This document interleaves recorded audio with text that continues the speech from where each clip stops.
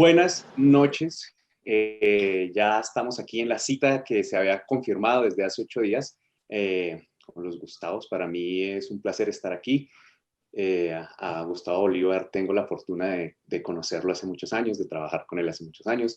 Al senador Petro, personalmente nunca he tenido el honor de conocerlo para poder hablar con él. Estoy muy feliz, muy nervioso, muy contento. Estos temas son bastante complicados, pero bueno, hay que hablarlos, hay que estar aquí. Y pues bueno, primero les quiero agradecer la invitación a los senadores Gustavo Bolívar y al senador Gustavo Petro. Pues buenas noches y qué placer estar aquí con ustedes. Buenas noches, Julián. No, a ti por aceptar la invitación. Para nosotros también es un placer. Si te invitamos es porque hemos visto que eres una persona muy crítica de las cosas que pasan en Colombia. Estás ya en el grupo de los que mastican y no beben entero toda esta caudal de información con manipulación que nos logran emitir los medios de comunicación masivos. Pero bueno, mil gracias y aquí listos a leer nuestras columnas de tu mano. Y bueno, dejo a Gustavo que salude. Bueno, pues Julián, muy amable por su asistencia aquí a este programa. Felicitaciones por tu trabajo y ahí vamos a ver en la acción política ahora cómo nos va. Vamos a ver. No, yo ya a veces digo estoy más curtido. A mí no me han bajado de guerrillero, paraco. Cuando trabajé con Gustavo en Tres Caínes no nos bajaban de paracos. Y en las redes no me bajaban de... ¿Se acuerda que nos amenazaron y todo de muerte? Es que Julián Román hizo el papel nada menos que de Carlos Castaño. Imagínense. Es que lo que pasa es que, claro, en la historia de los Tres Caínes, uno cuenta la historia de ellos desde que están pequeños. Entonces nosotros fuimos a Malfi a hacer toda esa investigación y él era un niño que vendía quesos. Entonces la gente quería que lo metiéramos ya a descuartizar personas desde el primer capítulo. Entonces cuando uno empieza a mostrar toda esta gente desde chiquita, creen que uno le está haciendo apología a la cosa. Yo les decía, tranquilos, que ya viene eso. Es que de eso se trata los Tres Caínes, de mostrar que los hermanos primero se mataron entre ellos y segundo pues acabaron con ellos. Pero la gente no tenía explicada, ¿no, Julián? Hasta nos amenazaron también. Sí, fue la primera vez que yo sentí una cosa horrible, una amenaza. Eso terminó llegando un comunicado y hablaban de mi familia y hablaban de mi hermana. Fue horrible y pues aparte que no me imagino lo que sentí fue el 0,1% de lo que personas que realmente reciben amenazas como ustedes dos, como el senador Petro, que pues sabemos que su vida se ha movido a través de las amenazas, del desarraigo y del destierro de sus familias y pues, realmente doloroso y que uno no entiende, y creo que uno desde estas grandes ciudades y estas burbujas y desde la comunidad del Twitter no entendemos realmente qué es lo que se juega.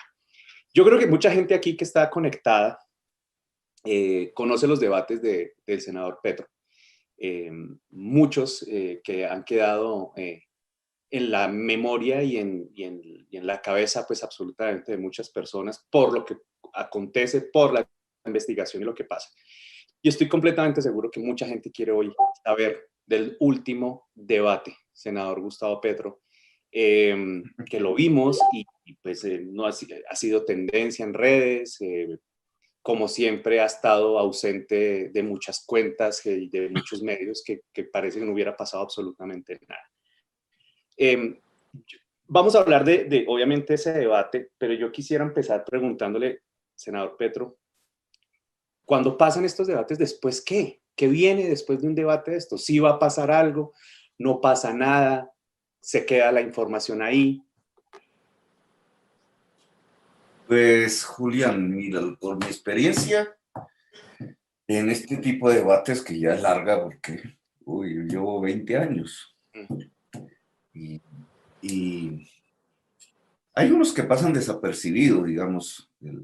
Al principio, como cuando no había redes ni nada, era terrible porque uno dependía de si la prensa sacaba algo, ¿no? Y a veces sacaba una frasecita por ahí.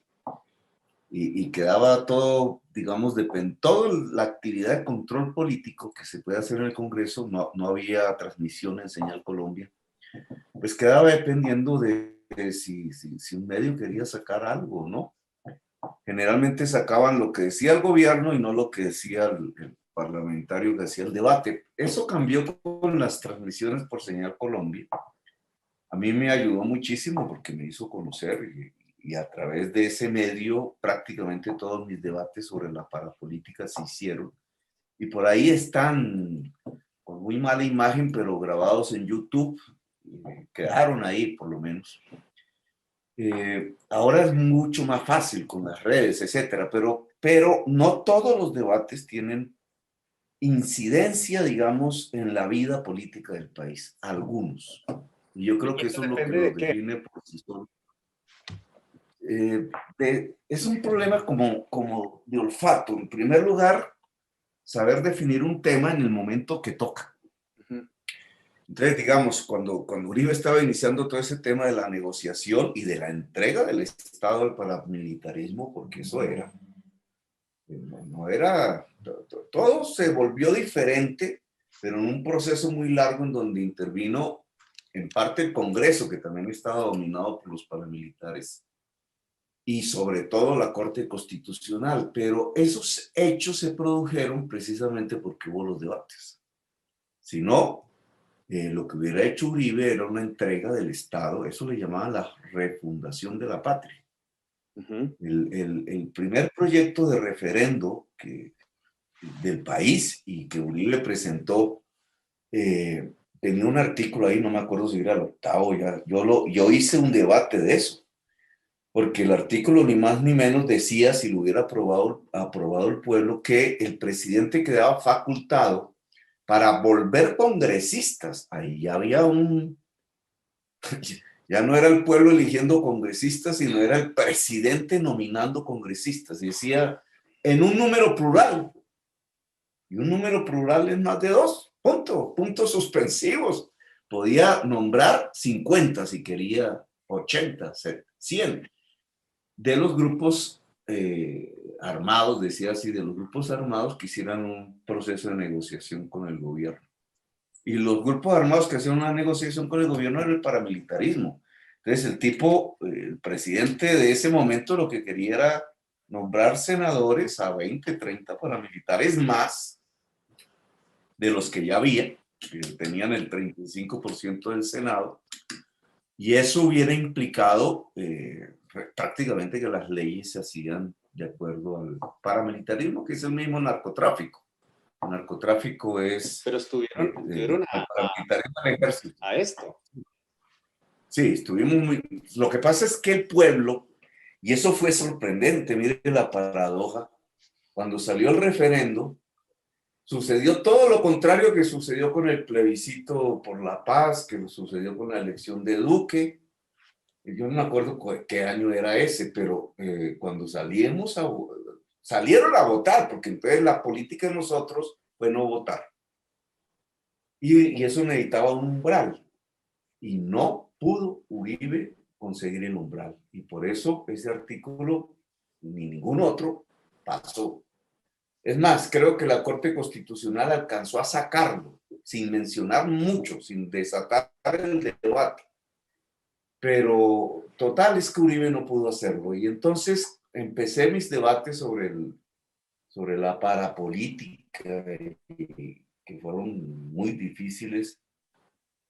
Pero fíjese, eso ayudó, por ahí 3, 4 periodistas empezaron Claudia López, que era periodista, y María Jimena Duzán, y bueno, como 4 periodistas empezaron a hacerle eco, y un día la Corte Suprema de Justicia había recogido uno de mi primer debate, que era contra el senador Álvaro José García Romero, Salvador Arana, el asesinato del alcalde del Roble, y había puesto toda esa clase política de Sucre, casi toda, metida en el paramilitarismo, y la Corte Suprema, sí señor, en un diciembre, recuerdo yo, de una manera que me sorprendió, ¡oh! Noticia, llama a indagatoria al senador Álvaro José García y lo puso preso y ahí comenzó todo y cambió, digamos. La política en realidad empezó a cambiar. A mí me trajo mucha opinión desfavorable porque la gente realmente lo que quería era el paramilitarismo. La gente toda, no,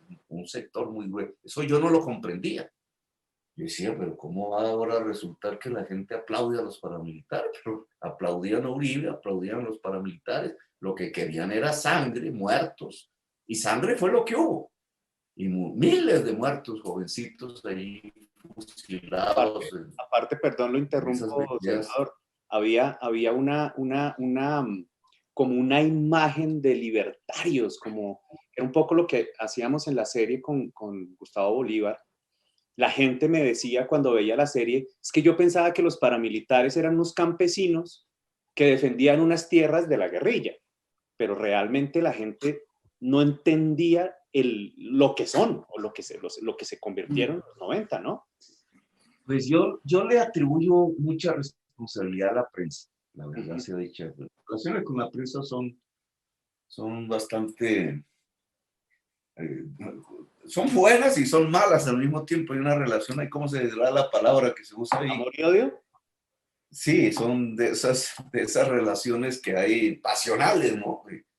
Pero yo sí creo que, porque digamos, yo tuve la oportunidad de leer todos esos expedientes, ya por mi formación política, yo sabía que eran los paras, asesinos puros y masacradores del pueblo. Y cuando veía todos esos archivos de expedientes, porque así, esa fue la base documental sobre, que era sumarlos, porque lo que hacía la justicia era separarlos, entonces ahí no habían culpables. Si había algún testigo, lo mataban. Y lo que yo hacía a la inversa para poder hacer los debates era juntarlos. Y cuando uno leía 4 o 5 expedientes de asesinatos, masacres de una misma región, ahí uno comprendía todo. Y presentaba el debate y para mí pues no era, me enfermé un poco psicológicamente, pero para mí no era sorprendente la brutalidad y la barbarie de ese tipo de agrupación, pero sí mi sorpresa fue cuando ya hice los debates y fui a ver las consecuencias y lo que yo sentía era una buena parte de la sociedad aplaudiendo eso. Y fue decepcionante, la verdad, y mi familia tuvo que exiliarse y todo eso. Y además yo sentía que me iban a matar. Yo alcancé a dormir porque en ese entonces, tocayo, el Congreso daba armas. ¿Cómo sería No. ¿Sí? ¿Armaban a los senadores? No, cada senador le daban armas. Senadores. Todo ese era un senado armado. Y hubo no sabía. Sí, esa es una No la historia. sabía.